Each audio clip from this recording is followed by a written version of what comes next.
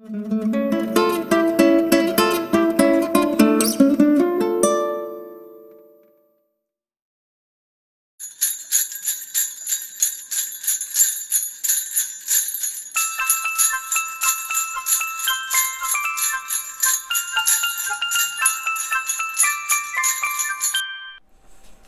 boys and girls. It's Becky with a story for you. We are getting started on some Christmas things, and the first Christmas story that we're going to read is The Polar Express by Chris Van Allsburg. Now, some of you know the movie that they made, and it's a very good movie, and they took the story of the movie from this book. This book has received the Caldecott Award, which means it's an award for the picture. So we'll take our time so you can see the pictures really well. So here we go. I'm going to take the cover off because, as we know, it's easier to turn the pages without the cover. Oop.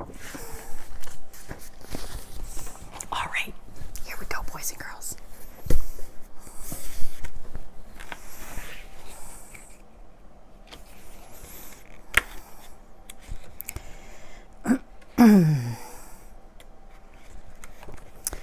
The Polar Express.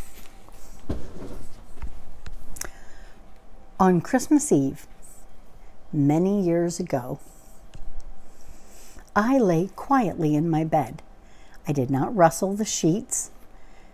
I breathed slowly and silently. I was listening for a sound a friend had told me I'd never hear: the ringing bells of Santa's sleigh. There is no Santa, my friend had insisted, but I knew he was wrong. Late that night, I did hear sounds, though not of ringing bells. From outside came the sounds of hissing steam and squeaking metal. I looked through my window and saw a train standing perfectly still in front of my house. There he is, looking out the window.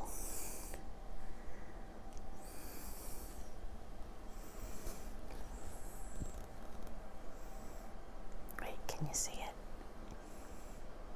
Because you want to be able to see the pictures really well with this. All right. There's the train outside his window. There.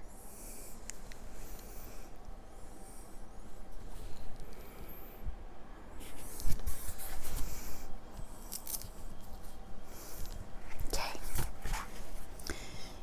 It was wrapped in an apron of steam. Snowflakes fell lightly around it. A conductor stood at the open door of one of the cars, and he took a large pocket watch from his vest and then looked up at my window, and I put on my slippers and robe. I tiptoed downstairs and out the front door.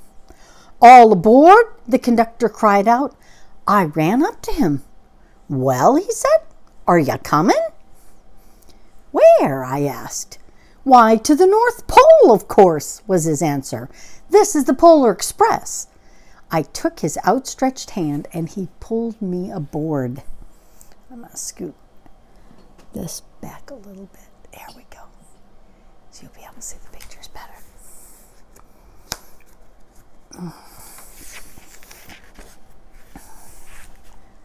The train was filled with children, all in their pajamas and nightgowns. We sang Christmas carols and ate candies with nougat centers as white as snow, and we drank hot chocolate as thick and rich as melted chocolate bars. Outside, the lights of towns and villages flickered in the distance as the Polar Express raced northward. There they are, enjoying all the treats.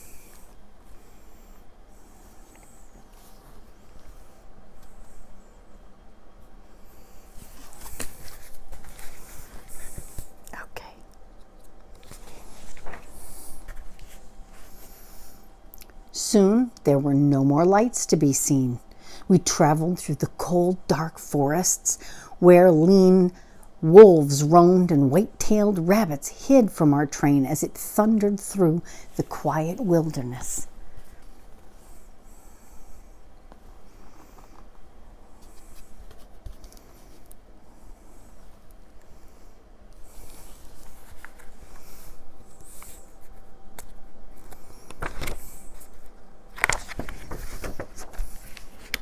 We climbed mountains so high, it seemed as if we would scrape the moon. But the Polar Express never slowed down. Faster and faster we ran along, rolling over peaks and through valleys like a car on a roller coaster. Try and see if I can hold it better for you guys. Okay, there. Wow, those are pretty mountains, right?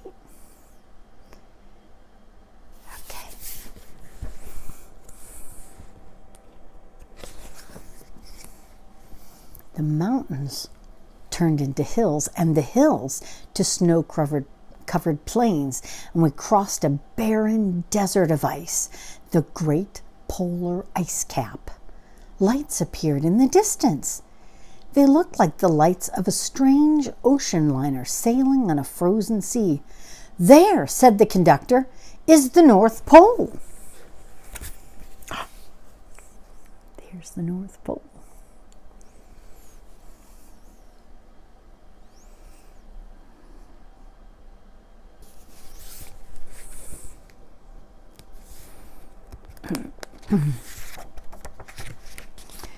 The North Pole.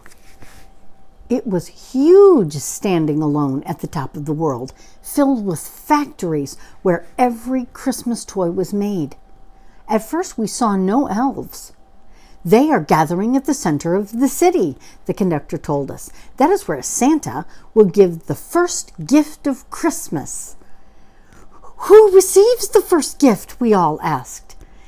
The conductor answered, "He will choose one of you."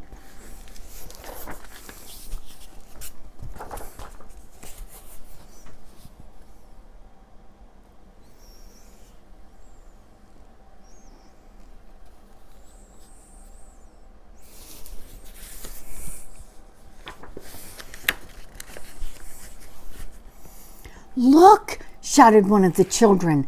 "The elves!" Outside, we saw hundreds of elves. As our train drew closer to the center of the North Pole, we slowed to a crawl. So crowded were the streets with Santa's helpers.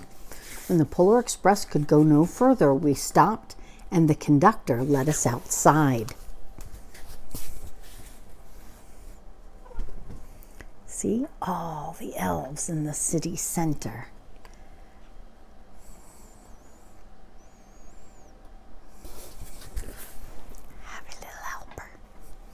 You little Johnny.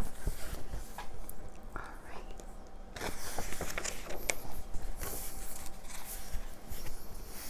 We pressed through the crowd at the edge of a large open circle, and in front of us stood Santa's sleigh.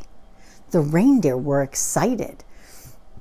They pranced and paced, and the ringing of the sleigh bells hung from their harnesses.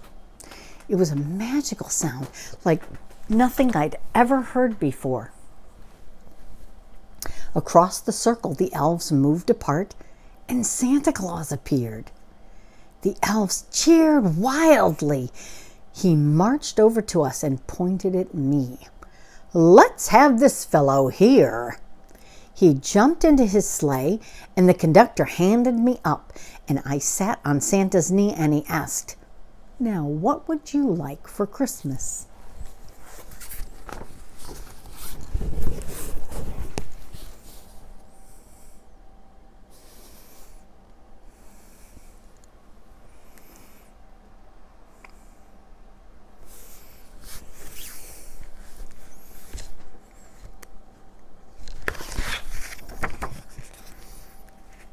I knew that I could have any gift I could imagine.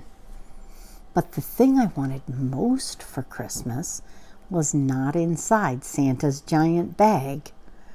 What I wanted more than anything was one silver bell from Santa's sleigh. When I asked, Santa smiled. Then he gave me a hug and told an elf to cut a bell from the reindeer's harness. The elf tossed it up to Santa. He stood holding the bell high above him and called out, "The first gift of Christmas!"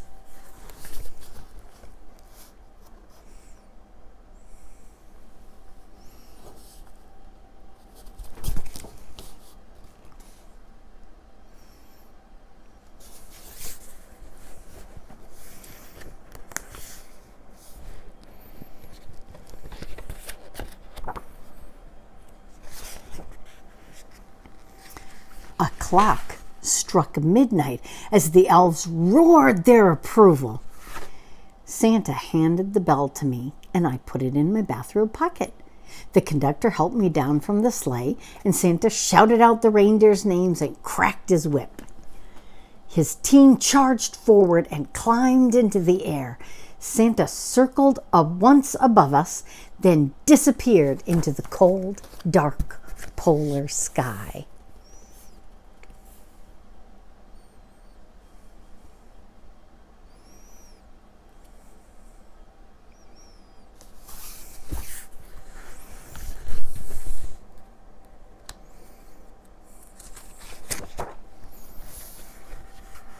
As soon as we were back inside the Polar Express, the other children asked to see the bell. I reached inside my pocket, but the only thing I felt was a hole. I had lost the silver bell from Santa Claus's sleigh. "Let's hurry outside and look for it," one of the children said. But the train gave a sudden lurch and started moving. We were on our way home.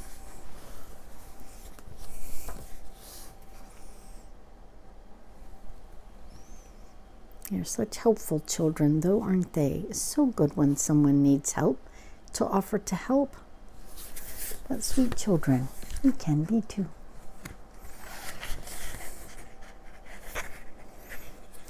Oh, I'm so sorry. This page is being difficult. Here we go. It broke my heart to lose the bell. When the train reached my house, I sadly left the other children, and I stood in the doorway and waved goodbye. The conductor said something from the moving train, but I couldn't hear him. "What?" I yelled out. He cupped his hands around his mouth. "Merry Christmas!" he shouted. The Polar Express let out a loud blast from its whistle and sped away. And there he is, home again.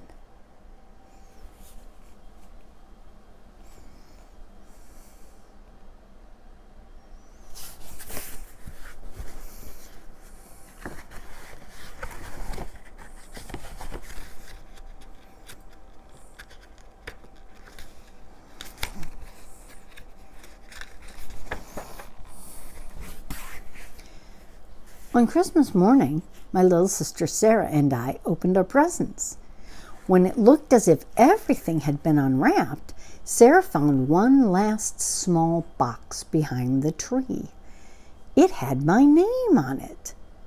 Inside was the silver bell. There was a note. "Found this on the seat of my sleigh. Fix that hole in your pocket. Signed, Mr. C." I shook the bell, and it made the most beautiful sound my sister and I had ever heard. But Mother said, "Oh, that's too bad." "Yes," said my father, "it's broken." When I'd shaken the bell, my parents had not heard a sound.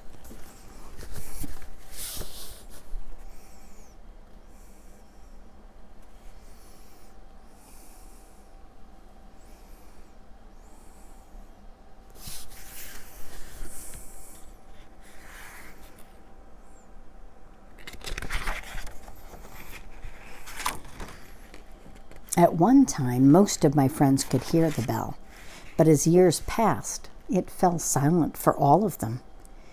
Even Sarah found one Christmas that she could no longer hear its sweet sound. Though I've grown old, the bell still rings for me, as it does for all who truly believe. There is the bell. And I wanted to show you the cover because it's so pretty the way they did with the bell on the cover. And that is the story in the book of the Polar Express. So that might make you want to go watch the movie, which is fun because it's a great movie. Thank you so much. I have enjoyed this, and I'm really looking forward to our Christmas time here with the story for you. That's all for our story today. Be sure to let your parents know to like and subscribe. And if you have any comments that you want to talk to me about the story, or questions that you have, or information that you have, you can tell your parents and they can put it in the comments. And then if they set up their phone or their computer, when they subscribe, then they can click on the bell, and that'll tell you every time I put a new video up. I enjoy getting this time with you. Bye-bye.